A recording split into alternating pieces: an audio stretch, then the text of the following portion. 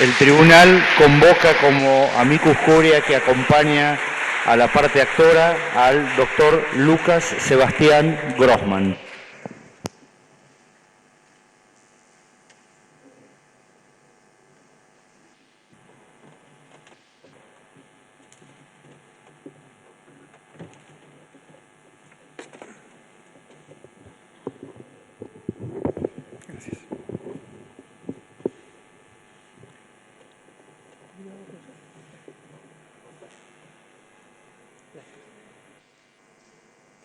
Excelentísima Corte, mis antecedentes en materia de derecho de defensa de la competencia y derechos constitucionales constan en el amicus que presenté oportunamente. Agradezco que se me haya concedido la oportunidad de manifestar mi opinión en tan importante caso. Adelanto que considero que el fallo recurrido debe ser confirmado en lo referido a la declaración de inconstitucionalidad de distintos aspectos de los artículos 45 y 48 de la Ley 26.522. En primer lugar, explicaré las razones por las cuales la libertad de expresión y la defensa de la competencia van de la mano. Las restricciones impuestas por la ley impugnada en la cantidad y el porcentaje de licencias implican que muchas personas que hoy eligen determinados productos y fuentes de información no podrán seguir haciéndolo. Más aún, y como se ha mencionado precedentemente, dadas las economías de alcance involucradas, la restricción de la provisión de TV por cable impactará indefectiblemente en el servicio de Internet, frenando así el desarrollo del medio o del mecanismo de acceso a los medios de más potencial de la actualidad. Pero no solo se reduciría la cantidad de la información disponible, sino también su calidad. En efecto, producir información de calidad insume cuantiosos recursos. Para disponer de tales recursos es necesario contar con una escala suficiente, en especial si se tiene en cuenta la creciente importancia de las nuevas tecnologías de acceso a la información. En este sentido, si existe una plétora de medios que se limitan a repetir los cables de la agencia Telam porque no cuentan con escala suficiente para producir por sí mismos información, la libertad de expresión en nuestro país se habrá deteriorado de manera sustancial. No debemos confundir pluralidad con multiplicidad, ni debate robusto con cacofonía. El ya mencionado constitucionalista estadounidense Owen Fish, en su libro The Irony of Free Speech, la ironía de la libertad de expresión, señala que la prensa organizada cumple, acaso como ninguna otra institución, la función de posibilitar que los ciudadanos accedan a información sobre cuestiones públicas necesaria para ejercer el autogobierno. Y destaca especialmente la importancia de que en Estados Unidos, cito, la prensa no depende económicamente del Estado para recibir fondos, ni pueden los funcionarios públicos manipular a la prensa, contratando y despidiendo periodistas. Fin de la cita. Es público y notorio el empeño con que el actual gobierno aspira a ocupar un lugar hegemónico en el discurso público. Frente a tal aspiración, es fundamental que exista lo que en defensa de la competencia se conoce como un competidor vigoroso o maverick, es decir, alguien dispuesto y con espalda suficiente, lo cual no es un detalle menor, para hacer frente a los embates estatales. El tamaño importa. Pocos medios pueden darse el lujo de perder los variados subsidios estatales y seguir a flote con un discurso disidente. Por ello, contar con cierta escala es un resguardo para la libertad de expresión. Ahora bien, esta Corte puede pensar que lo anterior es meramente contingente y que, por ende, no deberíamos evaluar los riesgos de la ley impugnada al calor de estos sucesos actuales. Entiendo que el punto que planteo no es meramente coyuntural, sino estructural. Los gobiernos pasan, es verdad, pero debemos evitar que se cristalice una estructura regulatoria de los medios de comunicación que los torne más vulnerables al gobierno de turno. Siempre será cierto que el gobierno gozará de cierto margen para disponer de la publicidad oficial, limitar el acceso a la información pública y subsidiar determinados contenidos afines. Y siempre gozará, mal que nos pese, de cierto margen de discrecionalidad en la aplicación de las normas que regulen a los medios, ya que el control judicial, por férreo y efectivo que sea, nunca alcanzará todos los intersticios de la acción estatal. Entiendo por eso que el punto que planteo trasciende las actuales circunstancias. La libertad de expresión, tanto en su fase individual como social, y la defensa de la competencia, cuyo objetivo es velar por el bienestar de los consumidores, en consonancia con el artículo 42 de la Carta Magna, en este caso van de la mano. En segundo lugar, según desarrollaré, la ley impugnada pretende aplicar un remedio extremo sin respetar garantías expresas. En nuestro sistema constitucional y como principio general, el derecho de propiedad comprende el derecho a no desprenderse de un bien sino en forma voluntaria. Es decir, que si el bien fue adquirido de manera legítima, su titular no puede ser forzado a transferirlo, ya sea de manera onerosa o gratuita. Este principio básico presenta una excepción. De acuerdo con el artículo 46, inciso C, de la Ley 25.156 de Defensa de la Competencia, existe la posibilidad de ordenar la desinversión compulsiva de activos en dos supuestos. Primero, ante la realización de actos que constituyan un abuso de posición dominante. Y segundo, cuando se consolide una posición monopólica o oligopólica en violación de la Ley de Defensa de la Competencia.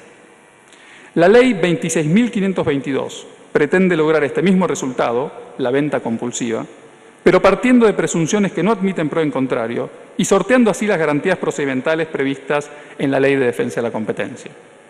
Estas garantías, que incluyen el derecho de apelar ante la justicia, están diseñadas para asegurar tanto la solidez técnica de la decisión como el derecho a la defensa en juicio y al debido proceso de los sujetos afectados por la regulación. Por ende, estos derechos se ven vulnerados por la ley impugnada. Además, según veremos, las leyes ad hoc de competencia están vedadas expresamente por normas internacionales relativas a la libertad de expresión. En tal sentido, y como tercer punto, explicaré por qué la Ley 26.522 es violatoria del principio 12 de la Declaración de Principios sobre la Libertad de Expresión de la Convención Interamericana de Derechos Humanos. Según señala la Organización de Estados Americanos, esta declaración debe ser utilizada para interpretar el alcance del artículo 13 de la Convención Americana de Derechos Humanos, que, como todos sabemos, tutela la libertad de expresión. El principio 12 de esta declaración indica que no debe haber leyes antimonopólicas exclusivas para los medios de comunicación, sino que ellos deben regirse por las normas generales en la materia.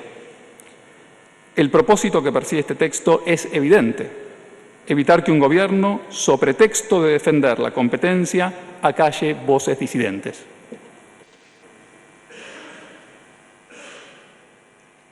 Ahora bien, la ley impugnada es precisamente una norma antimonopólica exclusiva para los medios de comunicación y por ende está prohibida. No creo que esta conclusión se vea alterada por el informe anual 2004 de la Relatoría de la Libertad de Expresión de la Comisión Interamericana de Derechos Humanos, que el dictamen de la señora Procuradora cita en detalle. Si bien es verdad que ese informe hace la salvedad de que las leyes de defensa de la competencia pueden resultar insuficientes en el caso de los medios de comunicación, aclara en el párrafo 94 que ello se refiere particularmente a la asignación de frecuencias radioeléctricas. Es decir, que en los restantes casos, como no hay escasez de recursos, la salvedad no se aplicaría. Y esto es totalmente coherente con la distinción efectuada por la Cámara en el fallo materia de recurso. Más allá de eso, este informe 2004, preparado por un joven pasante de la Relatoría, no puede reemplazar el análisis detallado de las normas y jurisprudencia de cada país de la región para determinar si la ley general en materia de competencia es suficiente o no para garantizar la libertad de expresión. El derecho de competencia no tiene el mismo grado de desarrollo en toda la región. Cuando en Argentina se multaba a la empresa más grande del país, YPF, con $109 millones por abusar de su posición dominante, otros países de la región recién empezaban a hablar de competencia. En el mismo sentido, en nuestro país, por aplicación de la Ley de Defensa de la Competencia, se aplicaron multas de millones de pesos a las principales cementeras por colusión en la comercialización de cemento y a las principales proveedoras de oxígeno medicinal por acordar posturas en licitaciones. Asimismo, por aplicación del procedimiento de control de concentraciones, se prohibió la compra de Correo Argentino por OCA y del APA por Aeropuertos Argentina 2000. Muchos otros países, dicho sea de paso, ni siquiera prevén en sus leyes de competencia el control de operaciones de concentración económica. En este sentido, nuestra ley prevé tanto el control ex post, a través del análisis de conductas, como el control ex ante, a través del control de concentraciones económicas. Estos son solo ejemplos, y hay muchos más. El punto más general es que estoy convencido de que la Ley de Defensa de la Competencia Argentina cuenta con herramientas suficientes para garantizar competencia y diversidad en los medios de comunicación. Debe tenerse en cuenta que cualquier conducta mediante la cual una empresa se valga de su posición dominante para reducir la cantidad de oferentes y así mantener o fortalecer esa posición, configura una conducta ilícita bajo la Ley de Defensa de la Competencia. Y como tal, da lugar a sanciones, órdenes de cese e incluso, como dije, la orden de desinvertir activos. Esto incluye conductas tales como impedir el acceso de un competidor a la propia red de distribución, o tratarlo de manera discriminatoria, o cobrar precios predatorios para excluir rivales, entre muchas otras conductas. Más aún, no es correcto afirmar que la Ley de Defensa de la Competencia sanciona el abuso de posición dominante, pero no su creación, ya que, según vimos, cuando se adquiere una posición monopólica o oligopólica en violación de lo dispuesto por la ley, esta norma permite incluso que se ordene la venta compulsiva de bienes.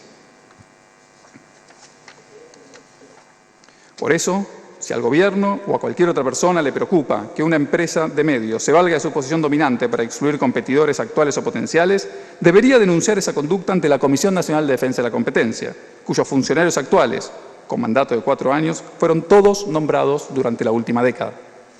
Más aún, no cabe suponer que el Gobierno no confía en la voluntad política del funcionario competente para aplicar las sanciones previstas en la Ley de Defensa de la Competencia, ya que ese funcionario no es otro que el secretario de Comercio, Guillermo Moreno, quien ha dado sobradas pruebas de que no carece de iniciativa.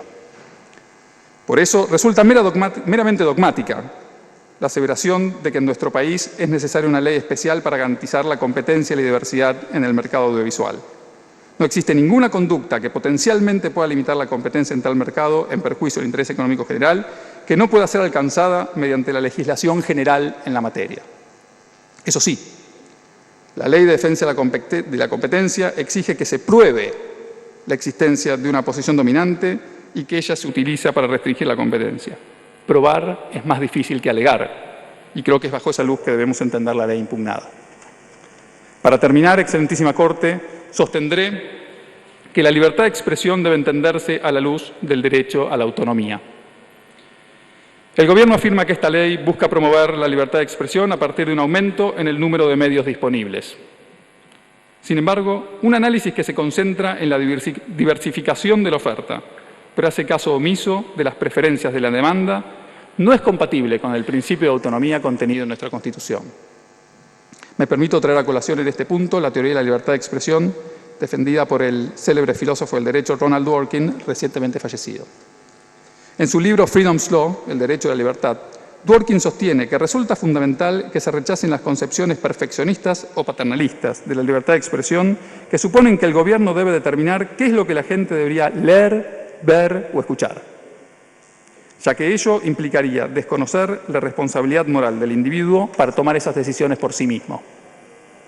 De esta manera, el planteo de Dworkin nos permite entender la libertad de expresión a la luz de un derecho que ha ocupado un lugar de privilegio en la jurisprudencia de esta Corte, el derecho a la autonomía.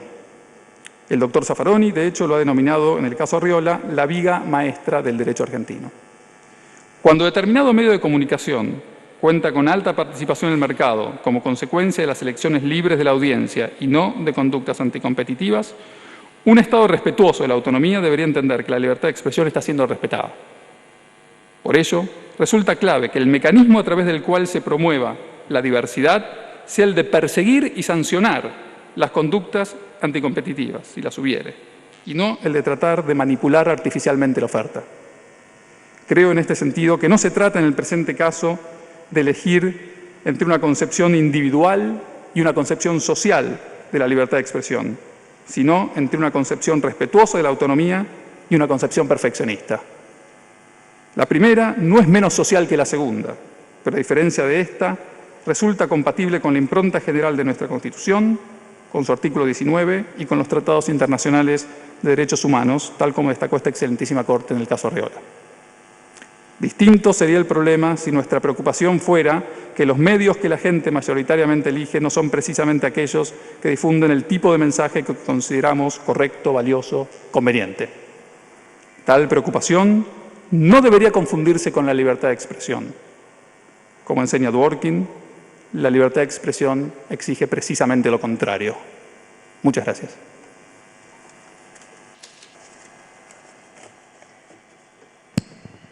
Presenta su informe al tribunal como amicus curiae que acompaña a la parte demandada, el Centro de Estudios Legales Sociales, expositores señor Horacio Berbitsky y doctor Damián Loretti.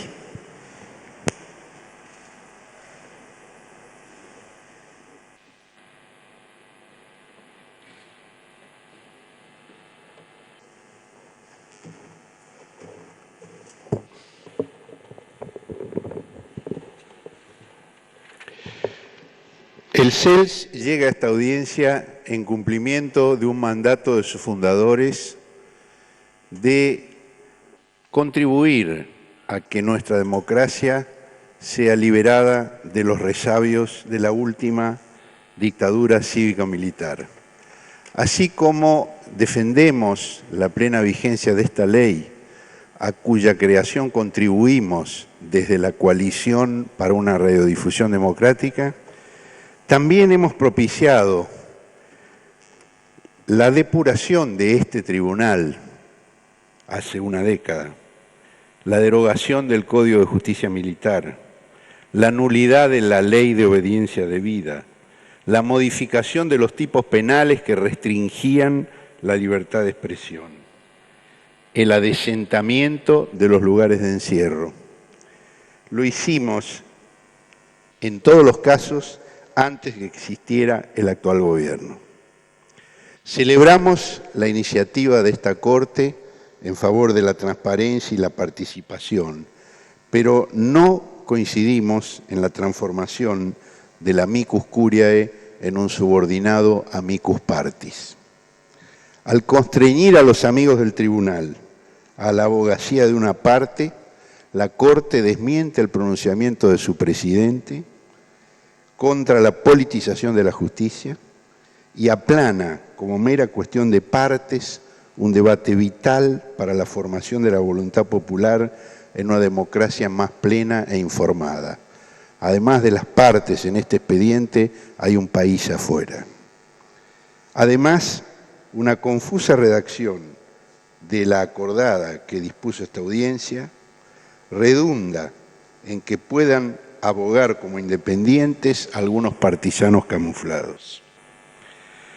Nos hemos amoldado a esta injusta restricción que polariza y empobrece los términos de discusión para no agravar la ya escandalosa dilación judicial que paralizó durante 4 años la ley elaborada con mayor participación social que se recuerde. No nos apartaremos del análisis técnico-jurídico. Por eso, los argumentos del CELS serán expuestos por el secretario de su comisión directiva, Damián Loretti, abogado y doctor en Ciencias de la Información por la Universidad Complutense de Madrid, a quien cedo la palabra. Muchas gracias. Gracias. Buenos días, excelentísima Corte. Vamos a hacer un análisis que estimamos cabe definir la constitucionalidad de la ley tanto desde una mirada basada en las reglas del artículo 14 y 32, con miras en la primera enmienda de la Constitución de Estados Unidos, cuanto en el derecho internacional de los derechos humanos. En ese plano, vamos a considerar que los principios y las declaraciones del sistema interamericano y de los relatores de libertad de expresión constriñen al funcionamiento del Estado argentino en las reglas que la propia Corte ha fijado en el reciente caso del ADC contra Estado Nacional, Berbitsky o Carranza. La mención del principio 12 señala, del principio de libertad de expresión del sistema interamericano, señala que los monopolios y oligopolios en la propiedad y control de los medios de comunicación deben estar sujetos a leyes antimonopólicas por cuanto conspiran contra la democracia. También dicen que no debe estar fijado por, o mejor dicho, que solamente debe estar fijado por reglas generales, cosa que el principio es interpretado en el año 2004 por el relator Bertoni, cuando señala que no se impide la existencia de un marco regulatorio antimonopólico que incluya normas que garanticen la pluralidad, atendiendo la especial naturaleza de la libertad de expresión. Y dice, particularmente en cuanto a la asignación de frecuencias, y no solamente en relación a frecuencias. En el año 2001 y 2007, los relatores de libertad de expresión plantearon 2 declaraciones en relación a la regulación de la radiodifusión. Por razones de tiempo, porque ya lo hemos citado en el amicus, me voy a remitir solo una frase de la declaración del 2007. Dice, en reconocimiento de la particular importancia que la diversidad de los medios de comunicación tiene para la democracia, para prevenir, es decir, es una regulación ex ante, la concentración indebida de medios de comunicación o la propiedad cruzada de los mismos, ya sea horizontal o vertical, se deben dictar medidas especiales, incluyendo leyes antimonopólicas. Esto lo han dicho los relatores de libertad de expresión en el 2007. La relatora especial en el año 2009 dijo que la ley era un importante avance respecto a la situación preexistente en Argentina. El relator de libertad de expresión de Naciones Unidas en el año 2009 felicitó al Estado argentino en su informe a la Asamblea por la ley. En el marco de la mirada del principio 12, señala que los Estados deben dictar leyes. La pregunta a realizar en marco del principio 12 es ¿a partir de cuándo deben tener vigencia estas leyes? Porque si se asumiera que las leyes antimonopólicas o de regulación de radiodifusión o servicios de comunicación audiovisual que mencionan los relatores no tuvieran vigencia sobre las licencias actuales, estaríamos previendo que los relatores plantean una norma sin aplicación concreta en el tiempo o cuando venzan licencias. Si fuéramos a esta hipótesis, en Argentina estaríamos hablando en algunos casos 2024 o 2027. Si así fuera, además, todos los años empiezan y vencen licencias. ¿Cuál sería el día cero? En función de eso, voy a acompañar algunas reglas sobre el caso. La Cámara Civil y Comercial Federal menciona como base de su resolución, sobre todo, dos fallos, Comcast y Turner Broadcasting. La apreciación sobre Comcast para nosotros es incorrecta, porque efectivamente dice o reenvía a que la regla del 30% del mercado del cable no es aplicable. Había habido 5 casos Comcast antes y establece que no es aplicable porque reducir al 30% del mercado del cable mirado desde 1992 no condecía con la cantidad de nuevos actores, empresas de televisión por satélite y sobre todo empresas que ofrecían video, en ese caso las telefónicas liberadas por la ley del 96, a hacer radiodifusión y a la inversa el cable a hacer triple play.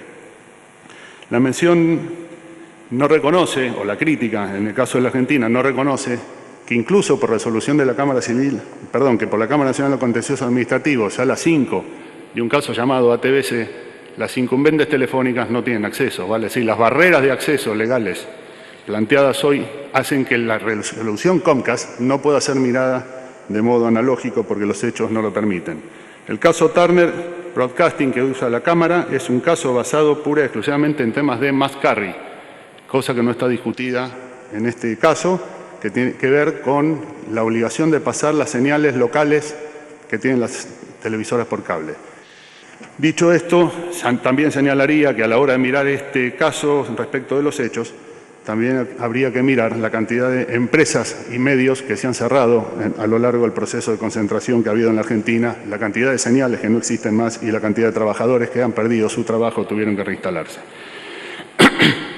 En el caso Comcast, dice la Corte, en el caso del 2009, dice que lo que perdieron fue la capacidad de bloqueo, en virtud de la aparición de nuevos operadores, de nuevas redes, de los servicios de televisión dados por las empresas de telefonía, tanto como la televisión por IP o las 500 señales disponibles, dice textualmente la Corte de Estados Unidos. Hay otro caso Comcast, respecto del cual en el amicus nosotros citamos el voto de minoría, porque el voto de mayoría dice que no es apta la certificación de la acción de clase. En el voto de minoría de este caso Comcast del 2013 se establecen 4 reglas para ver la capacidad de predación o de exclusión o de apartamiento de la misma empresa Comcast en el estado de Filadelfia. Y allí se menciona la incapacidad de los competidores de comprar señales locales o de participar en las actividades locales o de ventas por la fijación de precios. En el marco de la jurisprudencia norteamericana, la cita de los casos Prometheus 1 y 2 que hicimos en el amicus guarda relación no solo con la capacidad de aplicación de reglas sobre la televisión abierta, sino que en ese caso están involucrados, por ejemplo, la Fox, que no es empresa de televisión abierta, y la Asociación Nacional de Periódicos, que tampoco es propietario de televisión abierta, dada la prohibición de propiedad cruzada que queda reafirmado en ese caso Prometheus 2, cuyo certiorari presentado por la Asociación Nacional de Televisoras fue rechazado por la Corte norteamericana en junio del año pasado. En Prometheus 2 dicen los jueces de la Corte de Apelaciones del Distrito de Columbia: la limitación a la propiedad de los medios es una vía razonable para promover la pluralidad de puntos de vista y contar con medios de comunicación diversificados. La regulación continua de la propiedad cruzada por parte de la autoridad de aplicación no viola la libertad de expresión. Cita textual. Las reglas de propiedad de los medios no implican manipular contenidos. Me remito por tiempo a la cita del caso Comcast 2013, si la Corte así me lo permite. En relación a regulaciones y techos de concentración o diversificación o desinversiones en la jurisprudencia norteamericana, en casos que no usan espectro, donde aparece la figura de la facilidad esencial o la equitativa asequibilidad de los recursos, la Convención Americana habla de frecuencias y de papel. Hoy hablaría de fibra óptica. Menciona un caso Associated Press del año 45, cito el voto del juez Black: el hecho de que un editor maniobre con noticias, mientras que otros lo hacen con comida, no hace, como destacaremos, sostener que un editor tenga un particular santuario en el cual pueda con impunidad violar leyes que regulan sus prácticas de negocios. Y agrega, la primera enmienda, lejos de proveer un argumento contra la aplicación de las reglas de la Sherman Act, presenta poderosas razones para lo contrario. La libertad de publicar está garantizada por la Constitución. La libertad para acordar a fin de dejar a otros fuera no lo está. En 1969, en un caso Citizen Publishing, la Corte de Estados Unidos entendió violatoria las reglas de competencia, primero la operación conjunta y luego la compra del diario Star por su competidor, que era el Citizen. En función de abreviar, lo que se hacía era una operación conjunta que dejaban separadas las redacciones, pero se fijaban precios, se hacían acuerdos de precio de suscripción y distribución y acuerdos de distribución de utilidades y control del mercado. Lo que dijo la Corte de Estados Unidos es, como última frase en su fallo, la venta del Star para nosotros parece muy adecuada. Y la resolución de la Corte requiere a los recurrentes a presentar un plan de desinversión del Star y del restablecimiento del competidor independiente y modificar el acuerdo de operación conjunta. A la hora de mirar las reglas de la desinversión, esta Corte, en Cablevisión con Municipalidad de Pilar, dijo que es imperioso recordar que los decretos y normas reglamentarias en cuanto a su derogación o reemplazo participan del mismo régimen que las leyes. Ningún derecho adquirido puede impedir su remoción del ordenamiento jurídico.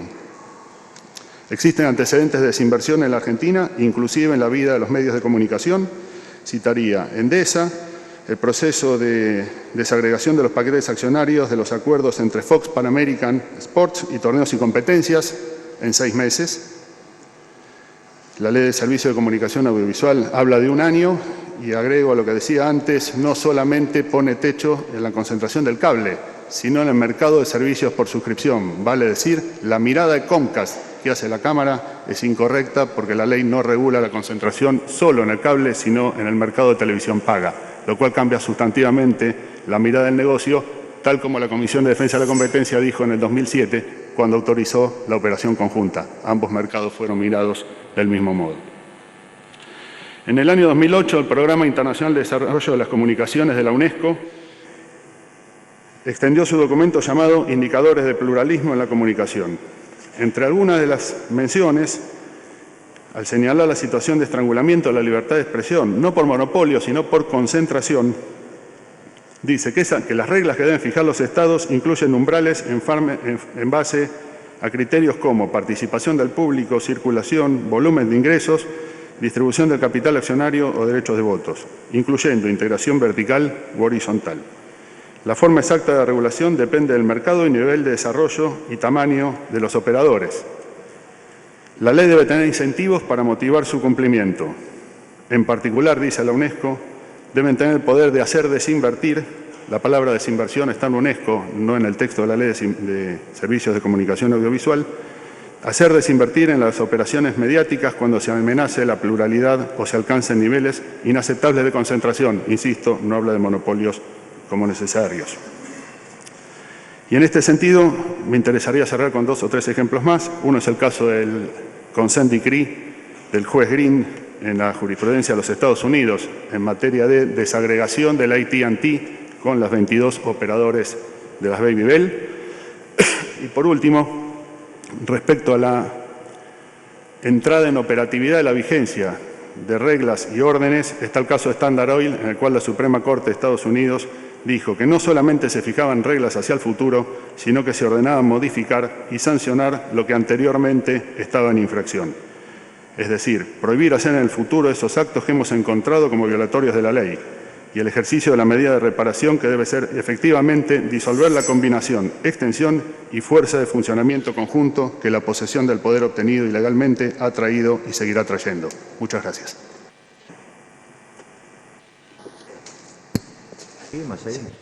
El tribunal convoca como amicus curiae autorizado directamente por la Corte a la Defensoría del Público de Servicios de Comunicación Audiovisual.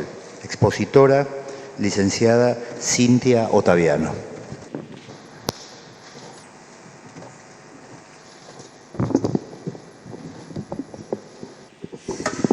Muy buenos días, señoras ministras, muy buenos días, señor ministro, presidente de la Corte. Soy Cintia Ottaviano, como se dijo, defensora del público de servicios de comunicación audiovisual, y vengo a traer a esta audiencia lo expresado por las audiencias del público, tanto como denuncia, reclamo o consulta, o también en el marco de las 3 audiencias públicas convocadas por esta Defensoría en distintas regiones del país.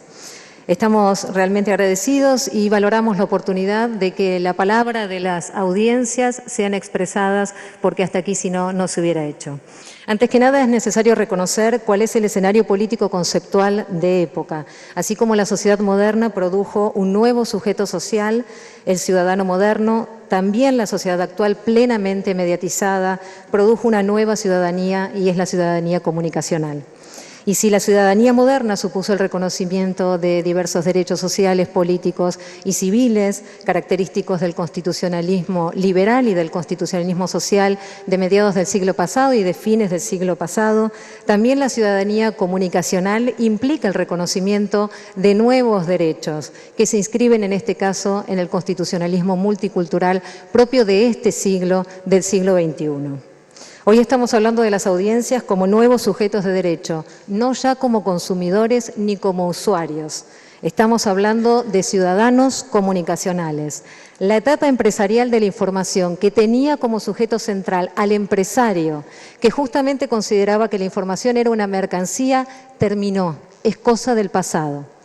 También pasó la etapa profesionalista, que ponía en el centro de la escena al periodista, al sujeto profesional, que se arrogaba para sí el rol y el vínculo entre el público y la información. Ahora vivimos la etapa universalista, que es profundamente democrática. La comunicación es un derecho humano de 2 dimensiones, como se sabe y se ha mencionado, una individual y otra colectiva. Se trata de dar información, pero también de poder recibirla. Y los servicios de comunicación audiovisual son parte integrante e inescindible de este derecho humano a la comunicación. Esta idea convalida la conclusión revolucionaria de Carlos Soria: la información pertenece al público, a todos y a todas por igual, ni a una empresa ni al periodista. Por eso no puede estar en pocas manos, menos aún en una sola. El público ya no es un sujeto pasivo, sino un sujeto central de la comunicación, y tiene que poder elegir. Si uno grita y los demás susurran, no hay elección posible. Es esencial reconocer entonces, ahora que esa sociedad mediatizada de la que estábamos hablando, que ese campo de la comunicación audiovisual está atravesado por conflictos, por disputas, por tensiones derivadas de las estructuras sociales, políticas y económicas. Justamente la Ley de Servicios de Comunicación Audiovisual se constituye en el instrumento político democrático de intervención concreta para poder compensar y corregir las asimetrías entre los licenciatarios y también con las audiencias. Esta ley poco sirve si no altera la matriz económica que condiciona el reparto de la palabra con múltiples miradas, esto es lo necesario, y con múltiples formas de comprender la vida y el mundo. Señor presidente, se nos ha dicho que esta Corte espera de los amicus que la iluminen sobre los hechos y sobre el derecho. Es necesario entonces que me refiera a las lesiones, a los daños concretos que día a día, que minuto a minuto padecen las audiencias ante la concentración comunicacional. Estos reclamos que voy a leerle fueron recibidos por el organismo a mi cargo en todo el país. Esto dice el público. En Rawson, provincia de Buenos Aires, Cablevisión es el único proveedor de servicios de televisión y limita su programación discriminatoria y abusivamente a solo 35 canales, cuando publicita que es de 75. Se nos impide ejercer la libertad de elección y se nos dispensa un trato discriminatorio que restringe irrazonablemente el acceso a la información y a la diversidad cultural. Dice que no puede elegir, como habrán notado, y que lo engañan con la cantidad de señales. Tengo una hija pequeña y quisiera acceder al canal Paca Paca. En abril de 2011 envié en reiteradas ocasiones mails a Cablevisión pidiéndoles que incorporaran el canal a la grilla básica. Están quebrantando nuestros derechos constitucionales a acceder a una televisión de calidad que estimule el desarrollo y el bienestar de los chicos y las chicas argentinas. ¿Qué se puede hacer en Mar del Plata, donde somos cautivos obligados de esta empresa, ya que no podemos acceder a otro proveedor de cable? Permanentemente nos aumentan la tarifa. Somos jubilados. ¿A dónde vamos a ir para que no nos sigan aumentando? Ya escucharon, dice que está cautivo. En Tandil, Cablevisión priva a los argentinos de acceder a contenidos que en muchos casos son científicos y educativos. Es la única empresa que ofrece el servicio de televisión por cable. Soy el dueño de un canal de aire, nacido con la nueva ley de medios. Hace 4 años funcionamos en la ciudad de Funes, provincia de Santa Fe, y solo salimos por aire. O sea, que nos puede ver muy poca gente, que es la que no cuenta con un sistema de cable. Me reuní varias veces con las 2 empresas de cable de la ciudad. Una es local y la otra es del Grupo Clarín. Ninguna de las 2 nos quiere incorporar, cuando la ley de medios exige que los sistemas de cable tomen los canales locales del área de cobertura. Es víctima directa, como han escuchado, del rechazo de nuevas voces. Señor presidente, la imposibilidad de elegir cómo informarse, la concentración en la producción de bienes simbólicos, vulnera los derechos del público, como verá, de múltiples formas. Reduce la diversidad de opiniones, unifica la línea editorial y estandariza los géneros y los estilos. Ejerce supremacía en el establecimiento de los temas de la agenda pública, operando precisamente en el establecimiento de esa agenda, pero también es necesario analizar la agenda de recorte, es decir, los temas que no llegan a la agenda. No todos los hechos son noticias si la decisión es de una empresa, si es por una supremacía comunicacional. Esto es lo que Buenfil llamó la censura empresaria. La concentración mediática destruye también las fuentes de trabajo y el debate público. Por ende, conspira contra la democracia. Aporto ahora el testimonio de Gustavo Granero, representante de la Federación Argentina de Trabajadores de Prensa. La monopolización de los cables generó que se eliminen noticieros, que cientos de compañeros queden en la calle, que, por ejemplo, un canal de aire en San Juan pretenda funcionarse con uno de cable para eliminar puestos de trabajo y uniformar la información. Uniformar la información. Este también es el objetivo. El objetivo es editorial. Claudio Frangolini, secretario general del Sindicato de Prensa de la provincia de La Pampa, dijo que en mi ciudad, Santa Rosa, hay 2 canales de televisión por cable que fueron fundados por familias del medio en los años 80. Cuando no pudieron crecer más, fueron vendidos en cifras millonarias, uno a Multicanal y el otro a Cablevisión. Así fue que nos quedamos sin nuestras fuentes de trabajo genuino, porque Multicanal no tomó empleados. Después, ambas empresas se fusionaron y quedó un solo informativo.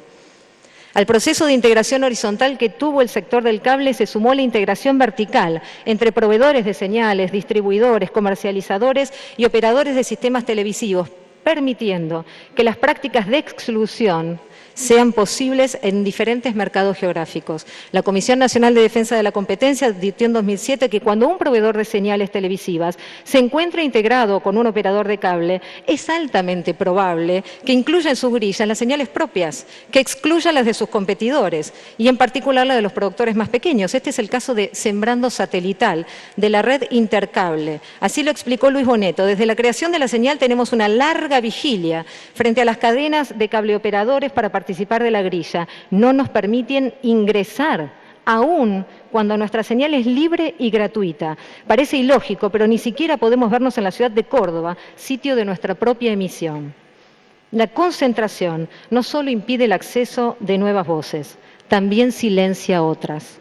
Cuando se fusionaron Cablevisión y Multicanal, además de repartirse los abonados como mercancías, como usuarios y consumidores, sin considerarlos como sujetos de derecho, hicieron desaparecer las señales El Canal de la Mujer, Bravo, El Chef, Cable Sport, Supercine, Cablín y Soft TV. Así de simple, de un día para el otro desaparecieron, con el perjuicio que implica esto para las audiencias y, por supuesto, para las fuentes de trabajo. Esta supremacía del Grupo Clarín se tradujo en un apartheid comunicacional, cuyas víctimas son las audiencias que también tienen derecho a expresarse y a ser visibilizadas. Por eso no debe ser objeto de esta Corte focalizarse solo por el soporte en el que viajan las señales, por el espectro radioeléctrico, el cable, el satélite, sino esencialmente sobre la cantidad de señales que pueden estar bajo el dominio de un mismo licenciatario. Tampoco hay que analizar la propiedad en el sentido pleno porque no son dueños, apenas son licenciatarios. Otra realidad que padecen las audiencias en el largo plazo son las prácticas comerciales discriminatorias conocidas como dumping. Se ofrece el mismo servicio de televisión en diferentes tarifas en distintos mercados del país. Si existe competencia, ponen los precios bajos, lo que es imposible de sostener para otro. ¿Por qué? Porque ellos compensan la pérdida de ganancias en un mercado con las ganancias que tienen en el otro. El objetivo, eliminar la competencia. El caso de Punta Alta Visión es muy concreto. En 2008, el Grupo Clarín cobraba menos de 40 pesos mensuales contra los casi 90 que cobraban el resto del país. Acá pueden verlo en las facturas que traigo. Incluían HBO y Movie City, hasta el fútbol codificado. Esto afectó al único competidor sobreviviente, Punta Alta Visión, que se vio forzado a no pasar los 47 pesos mensuales para no quedarse sin abonados. Lo que buscan es erradicarlos del mercado y después poner la tarifa a su antojo. Entonces, lo que aparece como un beneficio en primera instancia se termina traduciendo en un perjuicio muy concreto. Tanto las conductas predatorias como las barreras que impiden el acceso a nuevos actores producen afectaciones concretas en los derechos del público que vengo a representar. Por eso hacemos propia la recomendación conjunta de Relatorías del Mundo de 2007, en reconocimiento de la particular importancia que la diversidad de los medios de comunicación tiene para la democracia, para prevenir la concentración indebida de medios de comunicación o la propiedad cruzada de los mismos, ya sea horizontal o vertical, se deben aportar medidas especiales, incluyendo leyes antimonopólicas. En esta inteligencia entendemos que el artículo 45 de la ley constituye el mecanismo regulatorio específico para promover el pluralismo informativo y a través de él la dimensión social del derecho a la información. Recordemos que en Francia se admite un servicio de televisión nacional y uno local y están excluidos los medios gráficos que subvenen el 20% del mercado. Situaciones similares hay en Italia, hay en Inglaterra y en Estados Unidos, solo por citar algunos casos. En ninguno de estos países sería legalmente sostenible la posición del Grupo Clarín hoy. Bueno, en la Argentina tampoco, si fuera por la ley, por sus legisladores, si fuera por las manifestaciones populares que están afuera, que no han entrado aquí en este lugar, pero claro, ha sido posible por las medidas cautelares que ha dictado el Poder Judicial. Es importante que tengan en cuenta desde nuestro punto de vista la eventual declaración de inconstitucionalidad tanto en la cantidad de licencias como en el límite de las señales que integran un servicio de comunicación audiovisual. Permitiría, por ejemplo, que un grupo económico acapare todas las señales que brinde su propio servicio, excluyendo a las demás. Una voz única que lo digite todo y lo dirija todo ante un Estado imposibilitado de actuar para salvaguardar el derecho a la comunicación como está obligado a hacer. En cuanto al artículo 41, desde la perspectiva de las audiencias, resulta fundamental la plena transparencia en el conocimiento de quiénes son los licenciatarios y la evaluación de su idoneidad, para saber desde qué lugares, con qué intereses se comunica, y esto solo es posible con un Estado presente. No se trata de parámetros solo económicos, se trata también de parámetros democráticos. El artículo 161 es la herramienta diseñada por el legislador para que los límites a la concentración se hagan efectivos. El año previsto por el legislador se cuadruplicó. No solo fue una ventaja para el Grupo Clarín, fue un daño al derecho de las audiencias y del público que represento. ¿Cuál sería la consecuencia de la aplicación del artículo 161 para el Grupo Clarín? La misma que para el resto. Se iniciaría un procedimiento administrativo en el que podrán articular todas las defensas que consideren adecuadas. Pero ¿cuál sería la consecuencia de la no aplicación del artículo 161 en la esfera del derecho a la comunicación de toda la sociedad? Imposibilidad de elegir, de informarse con libertad, una democracia debilitada. Traigo ante este tribunal la perplejidad del público que día tras día se pregunta cuánto es el tiempo que esta Corte estima conveniente para que entre en vigencia una normativa antimonopólica. Señor Presidente, proteger el nuevo foro, el ágora contemporánea, la ciudad comunicacional, la ciudadanía comunicacional, es poner en práctica mecanismos que impidan la monopolización y la homogeneización de los múltiples sentidos culturales, permitiendo igualdad de acceso y de oportunidades. ¿Cuánto tiempo más debe esperar el público para que dejen de lesionar su derecho a la comunicación democrática? Vengo a decirles que ahora es tiempo de terminar con las posiciones dominantes o monopólicas, que ahora es tiempo de considerar la información como un derecho y no como una mercancía. Estamos hablando del mismo grupo comunicacional que cuando tuvo la custodia de la libertad de expresión silenció un genocidio. Es decisión de esta Corte permitir que la Argentina avance y profundice la democracia o hacerla retroceder 30 años en un segundo. Yo sé que represento la onda que necesita David, pero ahora es tiempo de que esta Corte decida quién es David y quién es Goliat. Para esta Defensoría del Público no hay dudas. Las audiencias, lesionadas por una concentración abusiva, depredatoria y cruel, son el David de esta historia. Que Dios los ilumine para que vean lo mismo que vemos nosotros, para que escuchen lo mismo que escuchamos nosotros y para que declaren la plena constitucionalidad de la Ley de Servicios de Comunicación Audiovisual. Muchas gracias. Gracias.